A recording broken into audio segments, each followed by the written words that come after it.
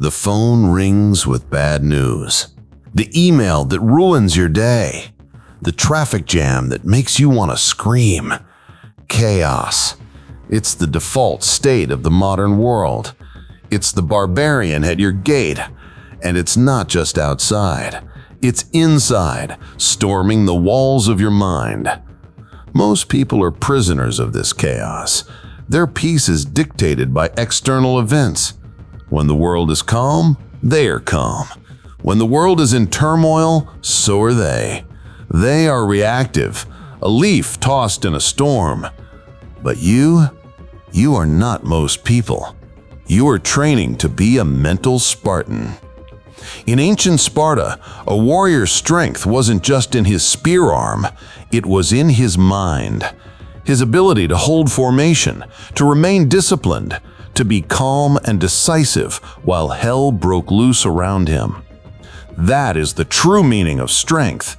And that is what the Stoics, the philosophers of the warrior mindset, mastered. Today, we arm you with 7 Stoic tactics.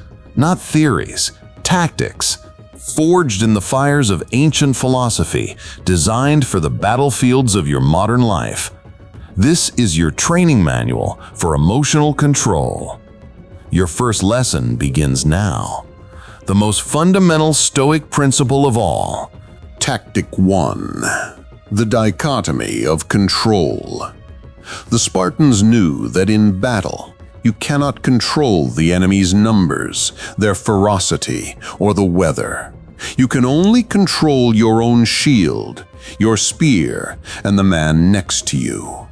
Wasting energy on what you cannot control is the definition of folly. The Stoics called this the dichotomy of control. It is the bedrock of a tranquil mind. Epictetus, a former slave who became a legendary Stoic teacher, began his entire philosophy with this single devastating idea. Some things are within our power, while others are not.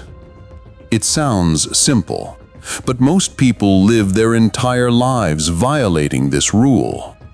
Let's break it down. What is not in your control?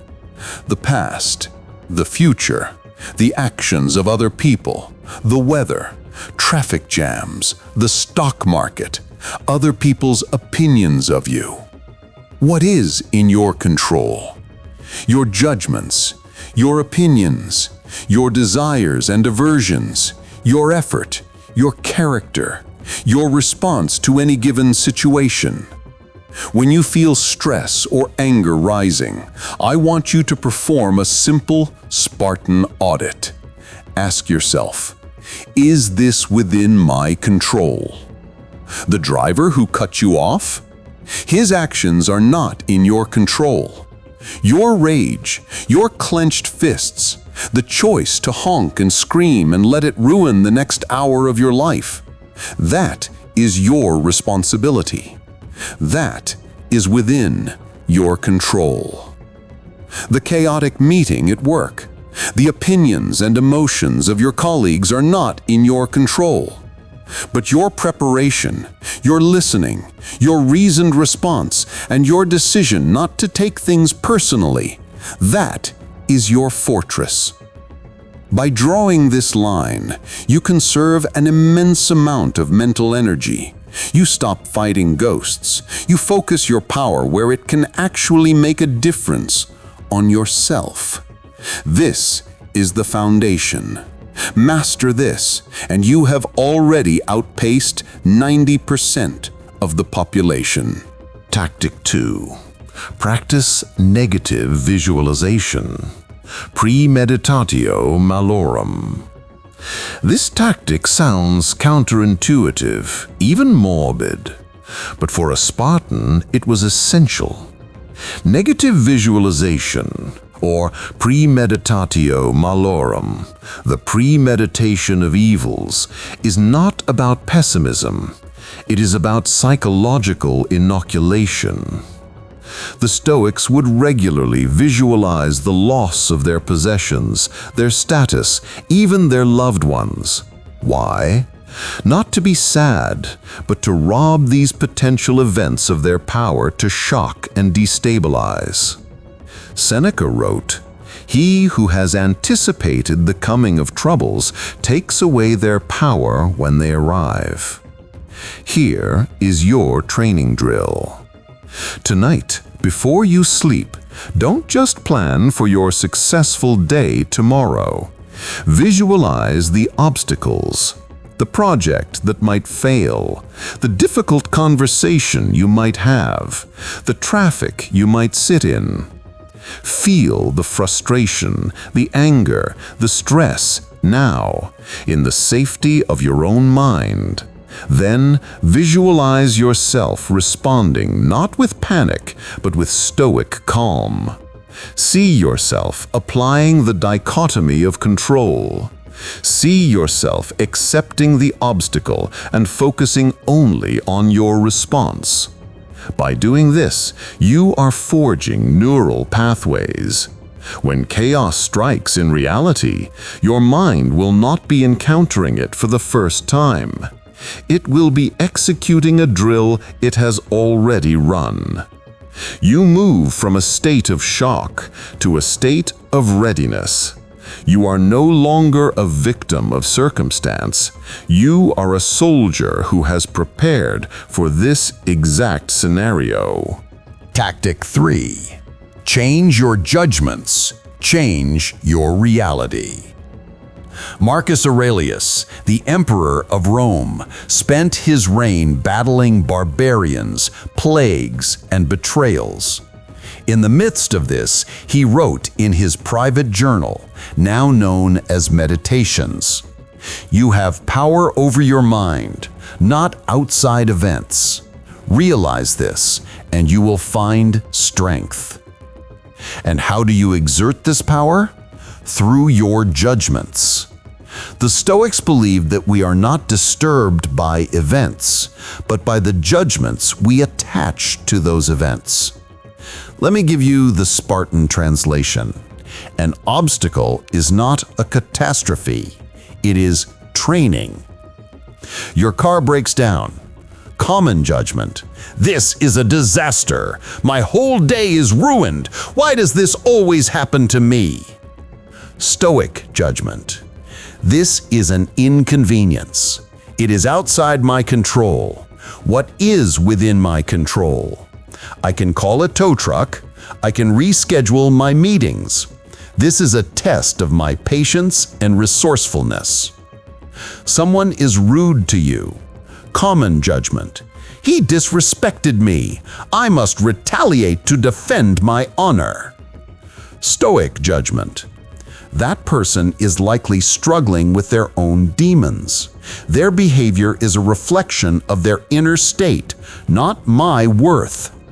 I control whether I engage in their chaos or maintain my own peace.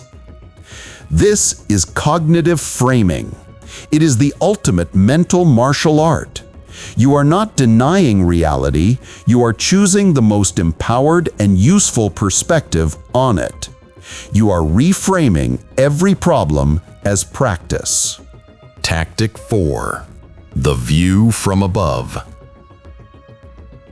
When you're in the trenches, a single skirmish feels like the entire war. Your stress and anger feel all-consuming. The Stoics had a powerful mental exercise to shatter this illusion: the view from above. When you feel overwhelmed, pause, close your eyes, and pull your perspective back, far back. First, see yourself in your room. Then, see your building from above. Then your city, laid out like a map. Then your country. Then the entire planet, a fragile blue marble hanging in the infinite blackness of space. Now, look at your problem from here.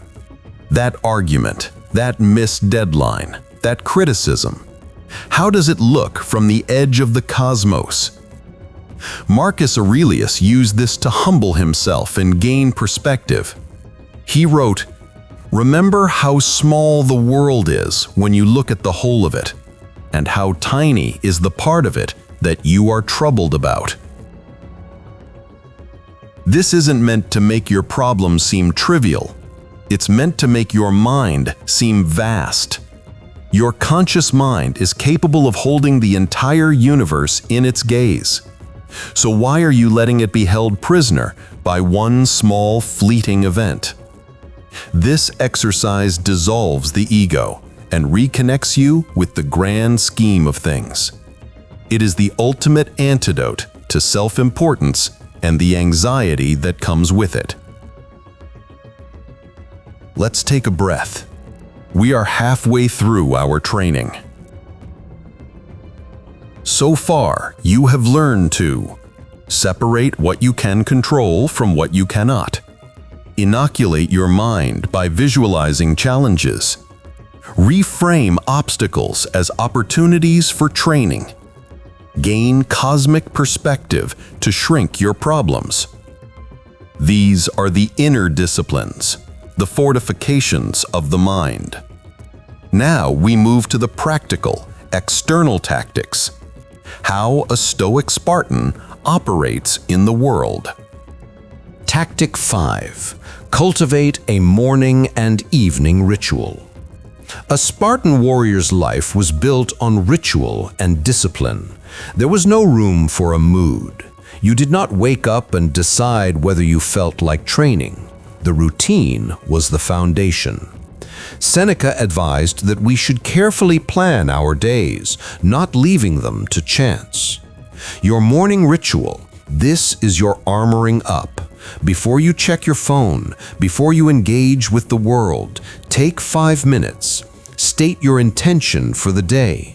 Today I will encounter stress, frustration, and difficult people, but I will not be ruled by them. My peace is my priority. I will focus only on my own actions and judgments. This is when you perform your negative visualization. You are preparing for the battle of the day. Your evening ritual. This is your disarmament. Review your day. Ask yourself the questions Seneca asked himself every night. What bad habit did I curb today? Was I calm in the face of chaos? How could I have been better? This isn't self-flagellation. It is honest, tactical analysis. A warrior reviews the battle to improve for the next one. These rituals create a container of discipline around your life. They are the daily drills that forge an unbreakable mind. Tactic 6. Pause and respond. Don't react. Between a stimulus and your response, there is a space. In that space lies your freedom and your power. The untrained mind has a tiny, almost non-existent space. They are a puppet, jerked around by every event. Your training is to widen that space. The Stoics called this the discipline of assent. Before you assent to an emotional impulse like anger, you pause. When you feel the heat of anger rising in your chest, when the first flash of panic hits, I want you to deploy a Spartan command. Halt. Take a deep, deliberate breath. Count to 3. In that space, ask, is this reaction useful? Is it virtuous? Is it based on a sound judgment? This simple pause is the difference between the professional and the amateur, between the legionary and the barbarian. It breaks the automatic cycle of stimulus-reaction. It gives you back the helm of your ship. Practice this with small irritations, the slow barista, the annoying notification. Widen that space so when a true crisis hits, the space is already a wide, calm plaza, not a narrow, choked alleyway. Tactic 7. Embrace the obstacle as the way. And now we come to the ultimate Stoic tactic, the one that turns all of life's chaos into fuel. This is the core of the warrior mindset. Marcus Aurelius put it perfectly. The impediment to action advances action. What stands in the way becomes the way. This is the famous Stoic principle of the obstacle is the way. A Spartan did not pray for an easy life. He prayed for the strength to endure a difficult one, because that is where character is forged. Your project failing is not a stop sign. It is the training ground for resilience and a chance to course correct. A difficult person is not a curse. They are your sparring partner for practicing patience and empathy. Financial hardship is not a death sentence. It is the forge where you learn frugality and creativity. Every single thing that tries to block your path is in fact the very path itself. It is the curriculum for your growth. When you adopt this mindset, you stop fighting the world and start working with it. You become anti-fragile, gaining strength from the very things that are meant to break you. Conclusion: the unbreakable mind. Chaos will never end. The barbarians will always be at the gate. The phone will ring with bad news. The traffic will jam. But you are no longer a leaf in that storm. You are the rock the storm breaks against. You now have the 7 tactics of a Stoic Spartan. Wield the dichotomy of control. Inoculate your mind with negative visualization. Reframe your judgments. Gain perspective with the view from above. Anchor your day with ritual. Widen the space with a pause. Turn every obstacle into fuel. This is not a one-time viewing. This is a manual. Return to it. Train with it. The mind is not a fortress you inherit. It is a fortress you build. One disciplined thought, one chosen response at a time. The world is your training ground. Now go and conquer yourself. The soul becomes dyed with the color of its thoughts. Marcus Aurelius.